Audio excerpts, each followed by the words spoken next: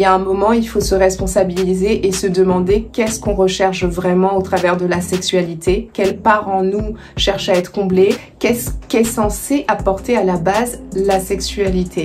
Voilà. Alors pour cette nouvelle vidéo, je vais parler de l'hypersexualisation de la femme. J'ai choisi ce nom, ce titre, absolument pas par hasard. Donc je pense que c'est un terme qui est largement connu de nos jours depuis un certain temps. Peut-être qu'on pourrait dire malheureusement trop connu. Et en fait, me concernant, c'est finalement un mot qui a été mis sur des choses que j'expérimentais déjà, que j'avais déjà expérimenté, une conscience qui était déjà présente. Mais je n'avais pas encore les mots qui me venaient pour décrire une situation, un ressenti. Et donc dans mon cas, et dans le cas de, je pense, beaucoup de femmes, ce mot, l'hypersexualisation, a été éprouvé depuis l'enfance, depuis assez jeune.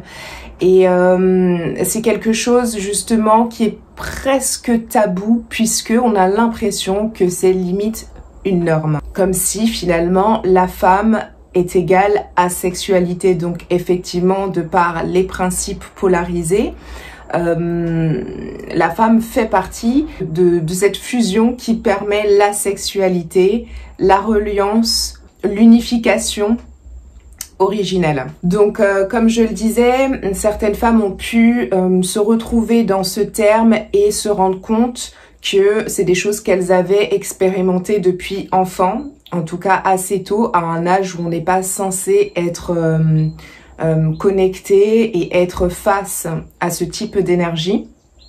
Donc les raisons à ça, ça peut être du bagage transgénérationnel que l'on transporte, évoluer au sein d'une famille justement où les incestes ont pu être présents, les abus en tout genre. Donc tout ça, ça fait que même si on n'est pas concrètement face à une situation d'abus traumatisante, on porte quand même en nous cette mémoire d'hypersexualisation, de sexualisation de la jeune fille assez tôt. Donc juste pour moi, une petite définition qui m'est personnelle, c'est la vision que j'ai. En fait, quand j'entends ce mot, je ne sais même pas à quel moment je l'ai entendu pour la première fois, mais ça m'a tout de suite parlé, je savais de quoi il s'agissait. Pour moi, hypersexualisation, ça veut dire exagérer un trait, donc rendre trop, en fait, juste sexualiser. C'est vrai que hypersexualisation, ça veut dire comme si on a exagéré la sexualisation. Mais pour moi, le simple fait de sexualiser, par exemple, une jeune fille, c'est déjà problématique. Donc le hyper, il est un peu perturbant. Mais en tout cas, je dirais sexualiser quelque chose qui n'avait pas à l'origine pour vocation de renvoyer à de la sexualité. Et ça paraît vraiment paradoxal, puisque la femme effectivement représente toute justement cette féminité, cette élégance, cette sensualité, cette douceur. C'est charmant une femme, et voilà. Et souvent je dis que une femme est beaucoup plus appréciable à regarder qu'un homme. Alors c'est pas pour dire que les hommes n'ont aucun attribut pour eux, n'ont aucune qualité physique, mais une femme, disons que moi je vois ça comme un être qui a été divinisé en fait. C'est vrai que tout chez la femme est fait pour séduire, donc là-dessus on est quand même d'accord, mais il reste que cette hypersexualisation, et je pense que c'est ce qui justifie le terme hyper, le choix du préfixe hyper, c'est parce que finalement il y a des femmes qui dans certaines situations n'ont pas vocation, n'ont pas une intention d'attirer le regard sur cet aspect-là de ce qu'elles sont, et qui pourtant se retrouvent dans des quiproquos, dans des interprétations qui peuvent mener à des situations qu'on connaît tous plus ou moins. Donc en fait c'est un terme qui est quand même difficile à définir, mais moi je dirais simplement, de par ma propre expérience, que c'est sexualiser quelque chose qu'il n'y a pas à sexualiser, puisque par rapport à mon vécu en tant qu'enfant, pour moi je ne vois pas ce qu'il y avait de sexuel dans ce que je pouvais représenter en fait. Et même quand on devient adulte, on peut se retrouver dans des situations où on se dit mais comment est-ce que on peut percevoir ça comme de la sexualité, un appel, une invitation à ça, puisque moi, je fais avec ce que j'ai en tant que femme. Il y a des femmes qui ont des attributs qui sont très naturellement, hein, qui ont des attributs qui sont très très visibles et très qui attirent en fait visuellement et qui sont malheureuses en fait, qui n'arrivent pas à s'accepter elles-mêmes au travers de ça. Donc pour rebondir et pour faire la continuité, je dirais qu'il y a deux types de vécu en tant que femme au niveau de l'hypersexualisation. Donc il y a les femmes qui... C'est très complexe comme sujet, je pense que je vais en faire plusieurs autres vidéos parce que là je voudrais encore une fois que la vidéo soit courte et c'est compliqué de faire court quand même. Donc il y a des femmes qui, de par certaines blessures, un manque d'amour pour elles-mêmes, une non-connaissance de ce que représente vraiment la féminité, un manque de respect d'elle-même parce qu'on ne lui a pas appris qu'en tant que femme, la priorité c'est de se choisir et de se respecter. Donc il y a des femmes qui peuvent se retrouver dans un exercice de cette hypersexualisation. Donc il n'y a aucun jugement dans ce que je dis, ce ne sont que des constats. Mais il y a des femmes en fait qui n'en souffrent pas extérieurement.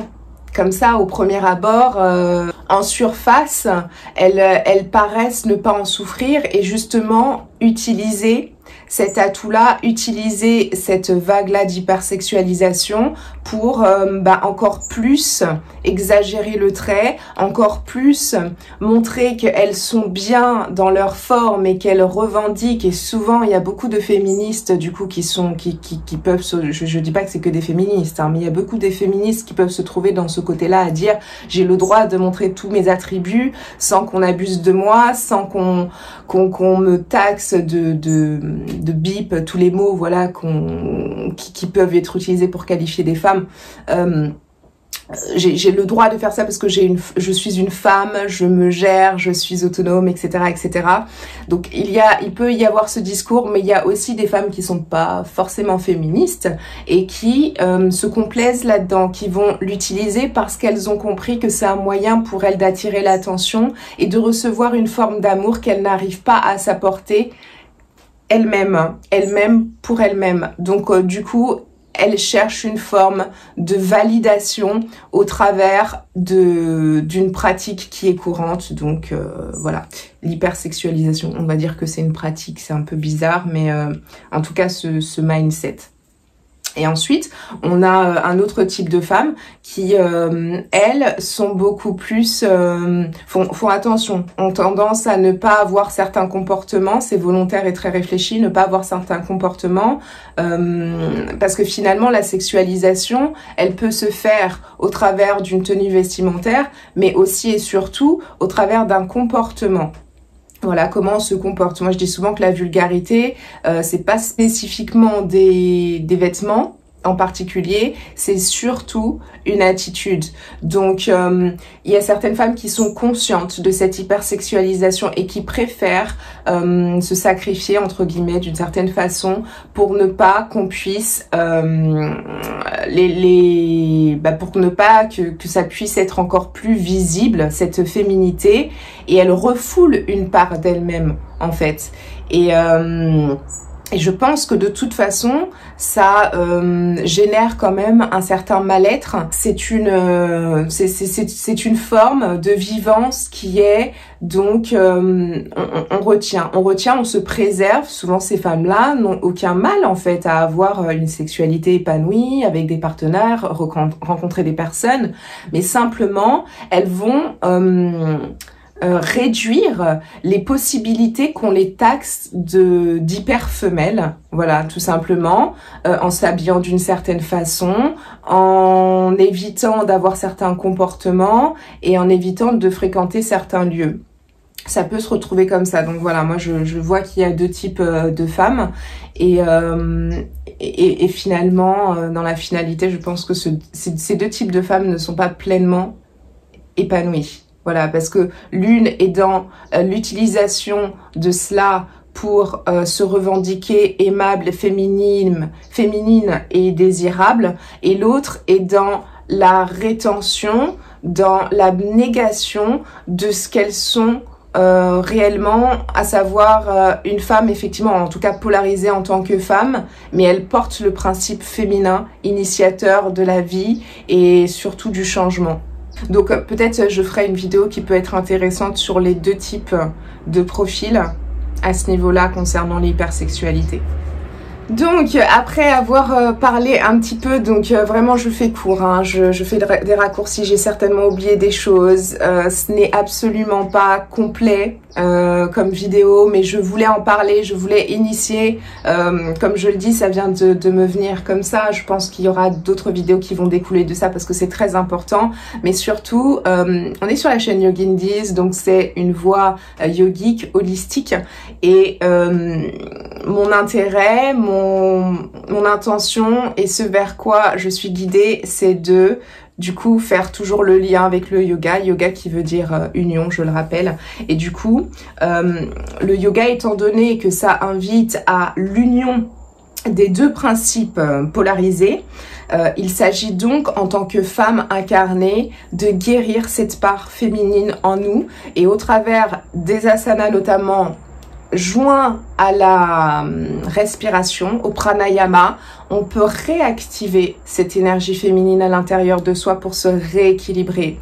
Ça se fait sans que on ait forcément l'envie de le faire ou qu'on sache ce qui va découler.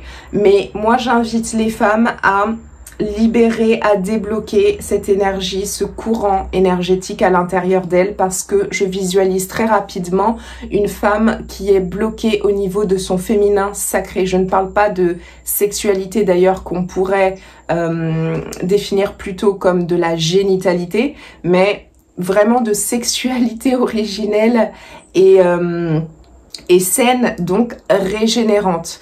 Donc pour cette ces femmes, je sens qu'il y a un blocage, puisque tout ce qui est situé au niveau de la zone abdominale et jusqu'au niveau des parties génitales, c'est bloqué, c'est empêché de s'exprimer. En fait, l'énergie ne s'écoule pas. En fait, si, l'énergie circule, mais c'est bloqué dans la façon dont elles se permettent d'exprimer leur énergie lors d'une séance. Donc, et même que ce soit collectif ou en privé en particulier. Voilà, j'ai fait le même constat. Le chakra du plexus solaire, le chakra sacré au niveau du bas-ventre et des parties génitales, et le chakra racine. Donc, ces trois premiers chakras sont bloqués, et d'ailleurs c'est logique qu'on ait après des déséquilibres qui se généralisent en tant que femme, mais en tant qu'être humain de toute façon.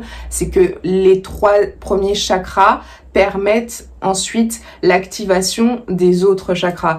Donc il faut retourner à la base, il faut partir à la racine avec le chakra racine, et remettre en mouvement, en douceur, sans forcer cette énergie dans ces zones.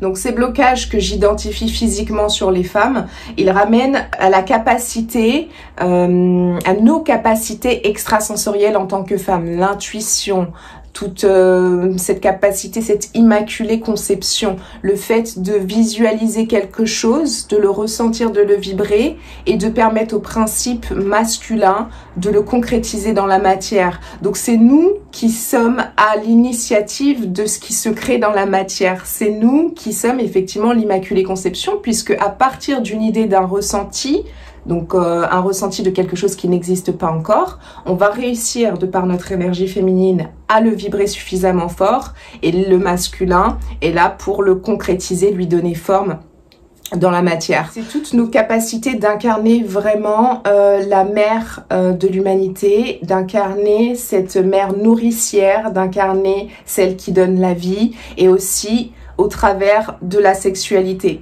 Donc la sexualité, je pense que beaucoup de femmes se sont perdues dans la sexualité, puisqu'on nous enseigne pas ou mal ce qu'est la sexualité, et du coup elles font de la sexualité mais déconnectées de leur chakra sacré.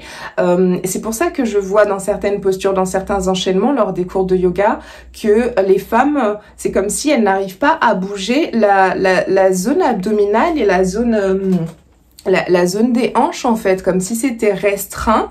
Et moi, ce que je me suis dit, j'ai fini par me dire, mais les femmes, est-ce qu'elles font vraiment, quand elles font de la sexualité, quand elles pratiquent, selon elles, est-ce qu'elles sont vraiment connectées à cette zone-là?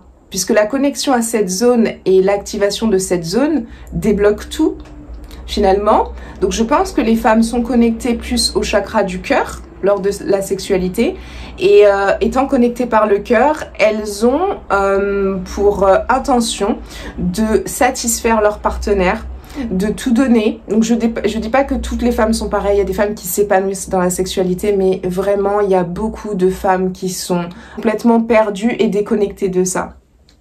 Et donc, elles vont être dans cette dynamique d'apporter la satisfaction à l'autre, et donc de se mettre en retrait ou de se contenter de juste ce qu'on a l'habitude de voir et ce qu'on nous a enseigné au niveau de la sexualité.